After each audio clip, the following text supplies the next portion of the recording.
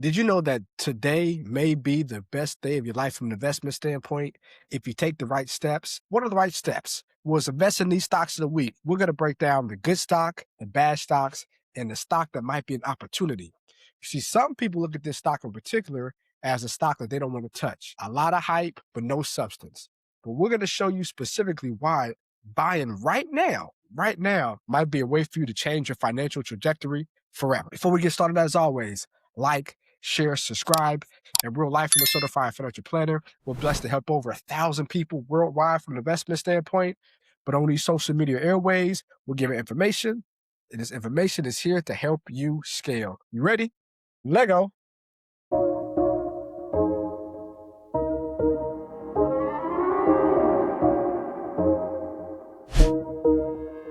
And you just wanna get paid, tired of making no money mistakes. Make a payment on your bills and you still late, yeah. Pay for profits to help you seek change, and you just wanna get paid, yeah. Tired of making no money mistakes. Make a payment on your bills and you still late, pay for profits to help you seek change, yeah. Cut the show and just listen. You wanna feel empowered by making money decisions. Residual by the hours can get you a better living. Been check to check, you know, and it could be different. Well, first off, our stock of the week is Intel, symbol INTU.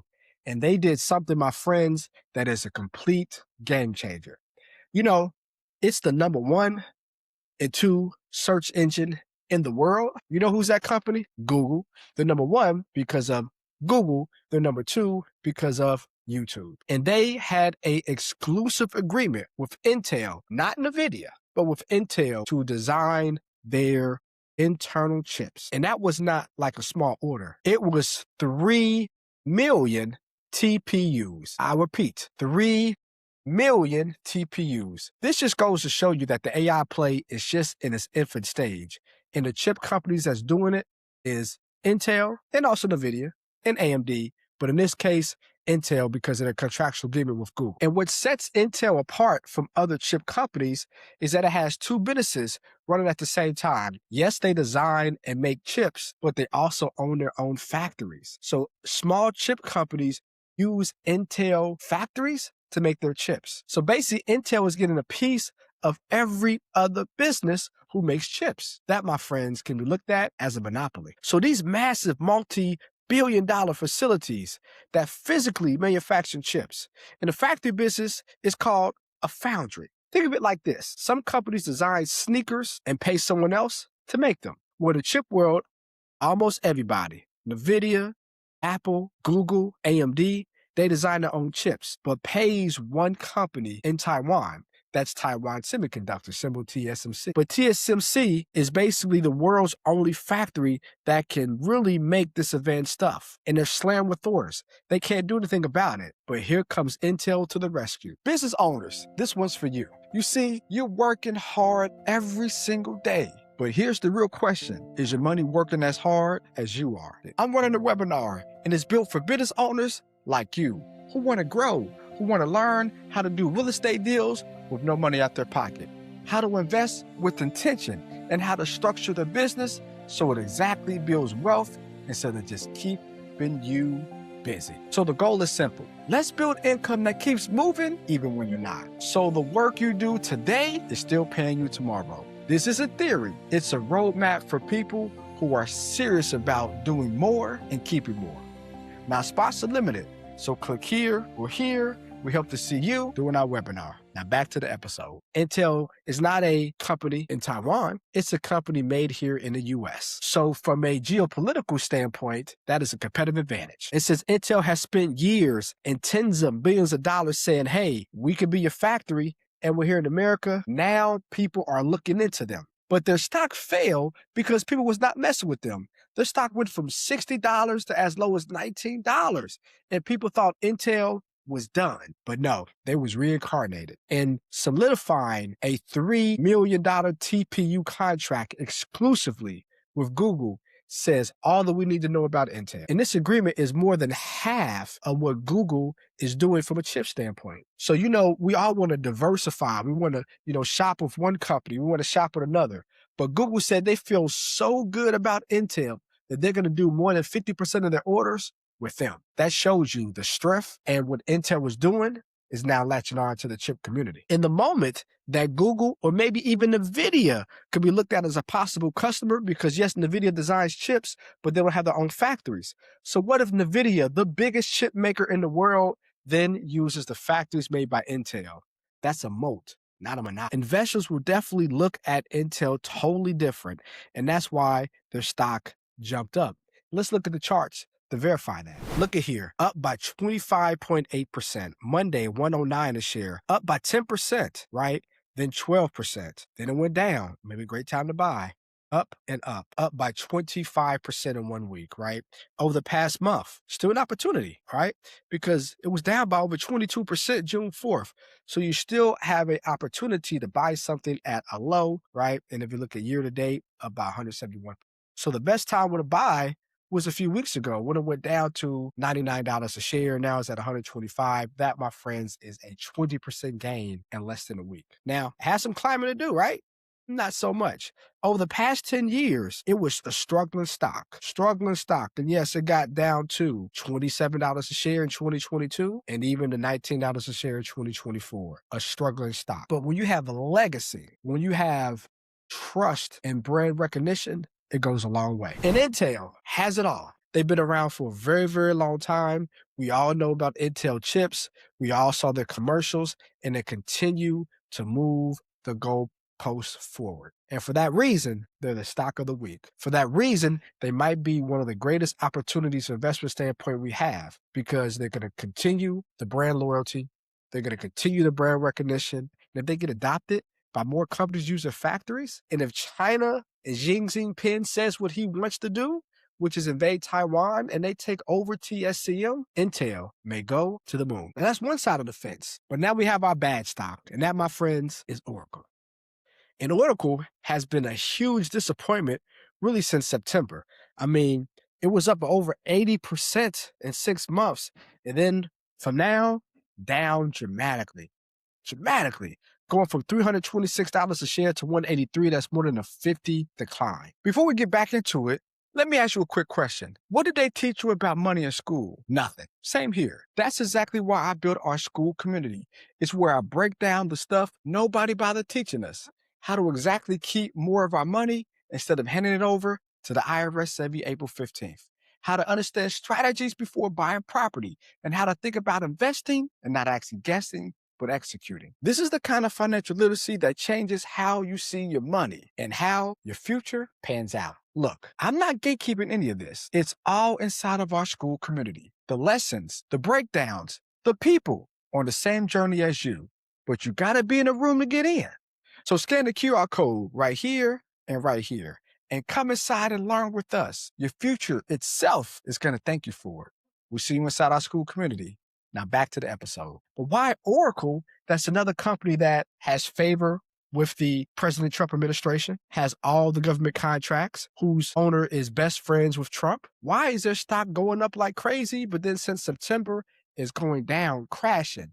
Well, this is why. And Oracle was looked at as the landlord of the AI boom literally 6 months ago. Companies like OpenAI, needed unthinkable amounts of computing power, so they use Oracle. They don't want to build data centers themselves, so Oracle was the ones that builds the buildings. They fill them with trips, they plug the power centers, and they rent things out for everybody. So Oracle looked like it was the simplest way to say lights, camera, action. But Oracle stopped selling software completely. And they said, you know what? We're just going to build apartment buildings that AI can live in. And that strategically was a mistake, because it's one thing to house all AI units, but it's another to be there with the competition to build it as well. And that's why companies pivot, because they find ways to make money. And Oracle pivoted the wrong way. You see, they should have leaned in to them from an AI standpoint.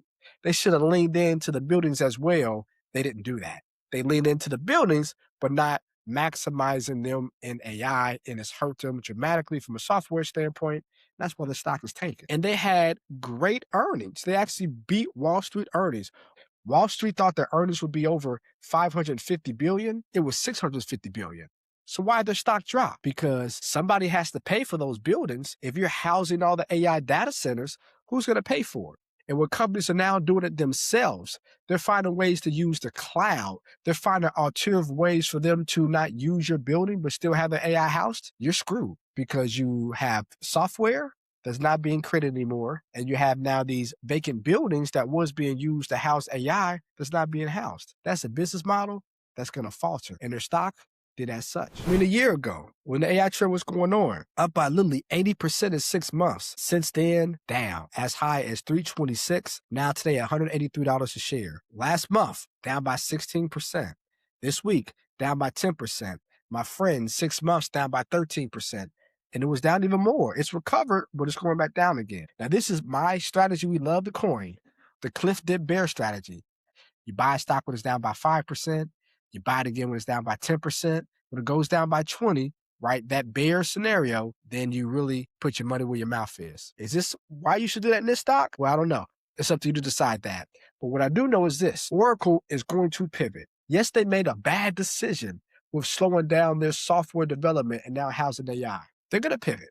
And when they pivot and make money again and people look at them as a darling, their stock is going to go up. The question is, do we get into this stock now and think it's going to go back up? Or do we want to wait to see if it's going to go down again some more? I can't answer that, but I know Oracle is the bad stock of the week. Now that gets us to the opportunity. Now, what is an opportunity? An opportunity is something that down the road is going to pay dividends if you invest in it. Also, opportunity is something that we don't know if it's going to work in our favor or not. And we talked about this company before, but Google is the opportunity of your investment lifetime. Google, the number one and number two most popular search engines. We all use Google. Now Google has Google AI, which is like Google on steroids. It was a lot of clinky things about Google, but that's been solved because of Google AI. But then there's YouTube. As more people go to YouTube, more people cut the cord. We cut the cord 2 years ago, not looking back ever since. Some of those baby boomers, as they find ways to cut prices every single day, they're going to be cutting the cord, going to YouTube, going to YouTube TV. You think their stock is going to go up or down because of that? Of course up. They have found a way to make chips inexpensively because of their contractual agreement with Intuit. And now they're getting completely into AI with chips, with memory, with cloud, and even with data. And these huge data centers that Google are now in the process to create, they have an advantage because nobody has more data on anybody than Google. Remember, they have the first and the second highest search engines in the world. Now, it was a time come last year where people month by month slowed down on how much they searched. Last year was the first time where new searches in Google slowed down. So because of more competition, it is a slowness. But YouTube every single month is going up. YouTube TV every single month is going up. And because of their contractual agreement with the NFL, NBA, sports in particular, and now the World Cup being exclusively on YouTube TV, their profits for the second quarter is going to grow like crazy, in my opinion. Just a quick minute for my business professionals out there watching. If you're a financial advisor, insurance agent, or CPA, and you're building your business, you're already delivering value to your clients. But what if you could deliver more and get paid? That's our estate planning platform, the Relax Estate, where you have attorney-created documents like trust, wills, power of attorneys that your clients can set up through software. And you white label it as if it's your own, your brand, your clients, but a new stream of revenue. You're already in the room with people who need this. You can offer it like an expert without having a legal background, and you still get paid. If you're not growing and you want to grow, this is how you add value and add income at the same time. Click here or here for the QR code, and we look forward to helping you with the Relax Estate. And look at the charts. In the last 10 years, Jiminy Christmas, 80% a year, can't beat it. Last 5 years, wow, 200%, 40% a year, can't beat it. Last year, struggling, 100% over the past 1 year, that's not struggling. Year to date, look at that, up by 14%, based on as good as the market. The past 6 months, up by 20%, and this month, down by 10%. My friends, I told you, an opportunity is something where you don't know what's going to happen in the future, but you think it's going to be a great investment. When Google was up by 100% this time last year, I'm pretty sure a lot of people said, man, if this goes down by 10%, it is a buy, it is a steal. because down by 10 means it gets back to where it was. That's a 20% gain. Google right now is a steal. Google will eventually get back to where it was. Google right now at $360 a share, in my opinion, is going to be easily a $500 share stock in the next 3 years. That means that is a 33% gain from here. When is going to happen? A year, 2 years, 4 years from now. But by 2030, this could easily be a $500 stock. And are you going to be upset that you made 33% a year? Of course not. You have the ability to literally invest in the top 2 search engines that's collecting all the data. And now they're going to house that data and sell that to companies. They kind of do now, but they're really going to do it from a data center standpoint. And you don't think Google stock is going to soar because of that? Not a recommendation, just information. But we're definitely buying some Google for my clients for sure, especially using the cliff dip bear strategy because it's down by 10%. If it goes down by 20%, oh my goodness gracious. But let me know in the chat.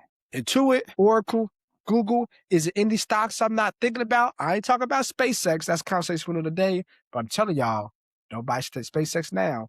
When y'all buy SpaceX now, you're going to be holding the bag historically because 6 months from now, when the IPO comes out, they usually are down in value. Will that be SpaceX? We'll see. But past performance does not guarantee future results. But history does repeat itself. As always, like, subscribe, and share to our channel. Again, thank you for everybody. We have over 100,000 followers on YouTube. Thank you guys so much. Love is love. And as always, let's make some painful progress together, y'all. Peace.